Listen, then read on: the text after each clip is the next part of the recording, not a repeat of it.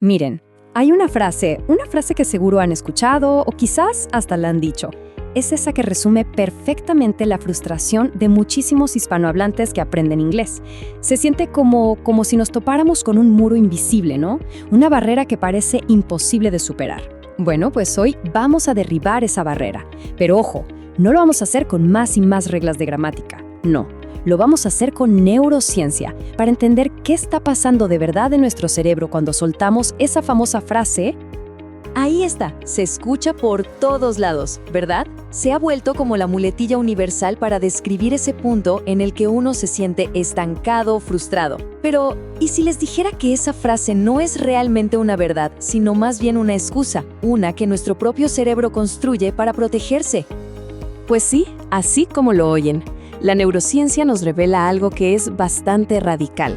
Y es que esa sensación de sí entiendo, pero no me sale, no es una etapa normal del aprendizaje, para nada. Es en realidad un mecanismo de defensa. Imagínense, un escudo que nuestro propio ego levanta para no enfrentar una verdad un poco incómoda, que si no lo podemos decir es porque en el fondo, pero bien en el fondo, no lo hemos entendido como creíamos. Muy bien, vamos a meternos de lleno en esto. Este va a ser nuestro recorrido. Primero, vamos a identificar ese famoso muro donde tantos se quedan atorados. Después, vamos a ver cómo es que nuestro cerebro nos juega una mala pasada. De ahí, desmantelaremos un mito clave de la gramática tradicional, propondremos un nuevo mapa para pensar en inglés y al final cerraremos con una invitación a cuestionar todo para por fin avanzar. Empecemos por ese lugar que muchos conocen demasiado bien, el plató intermedio. Es justo ese punto donde parece que el progreso se frena en seco y la fluidez se convierte en una especie de espejismo en el desierto. Y créanme, no es casualidad que tanta gente llegue ahí y no logre pasar. Y aquí está la razón. La frasecita, lo entiendo, pero no lo hablo, actúa justamente como este escudo. Es que para nuestro ego es mucho más cómodo decir, ah, sí, yo entiendo, que aceptar que nuestro conocimiento es en realidad pasivo, fragmentado. Es una forma de esquivar la dura verdad, que ese conocimiento no se ha convertido en una habilidad real, en algo que podamos hacer con la boca y la mente de forma automática. Y esto, ojo, no es solo una opinión, se basa en un análisis de 800 alumnos.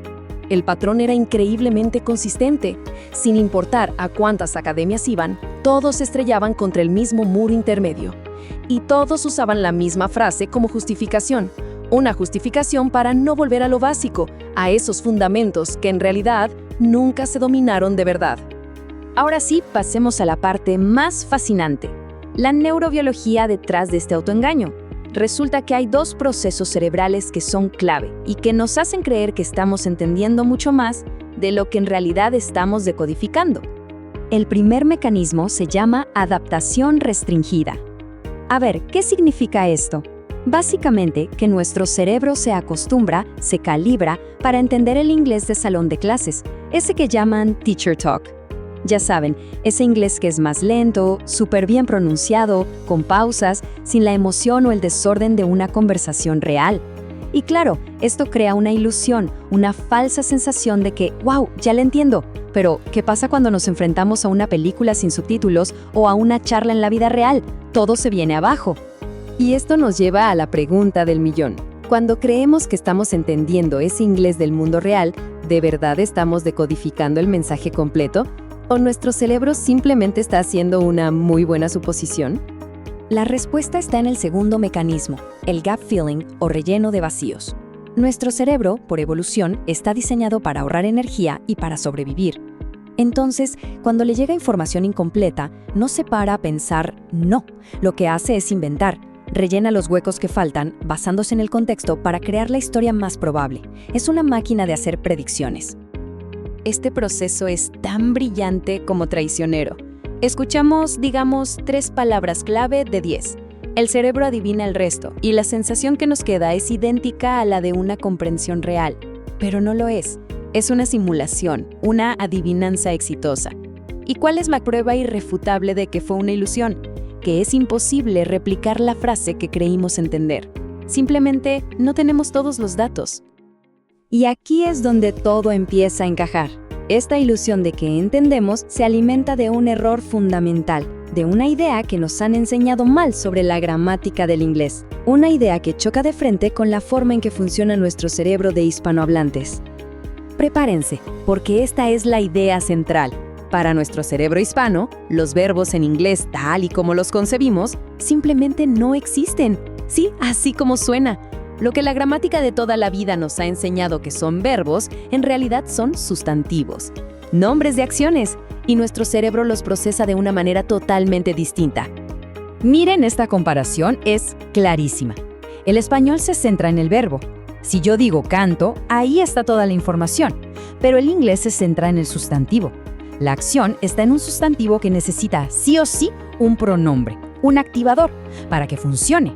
En inglés no se verbalizan las ideas, se nombran las acciones con sustantivos súper precisos. Es literalmente aprender a pensar de otra forma. Pensemos en esto como si fuera una banda de rock. El pronombre personal, I, you, she, es el guitarrista, es quien arranca todo. El sustantivo, como rock, sing o work, es el amplificador, es la acción esperando a sonar. Y para que la música suene, para que tengamos una oración con sentido, el guitarrista y el amplificador tienen que estar siempre enchufados. No hay concierto si falta uno de los dos. Ok, entonces, si el mapa que teníamos está mal, ¿cuál es la ruta correcta? Pues la propuesta se basa en 3 ecuaciones brújula, que están diseñadas para recalibrar nuestro cerebro y ayudarnos a construir un mapa mental completamente nuevo para el inglés. La primera ecuación es, hay que cambiar el chip de verbalizar a nombrar. En vez de pensar en un verbo genérico como caer, hay que buscar el sustantivo exacto. ¿Se cayó una gota? Es drop. ¿Fue una caída de hojas en otoño? Es fall. La segunda, olvidarse de traducir. Una palabra como book no significa libro, define un objeto con hojas y portada al que nosotros en español llamamos libro. Y la tercera, usar esa lógica para entender cómo funcionan las palabras en una frase, en lugar de solo memorizar reglas sin sentido. Y la ciencia lo respalda.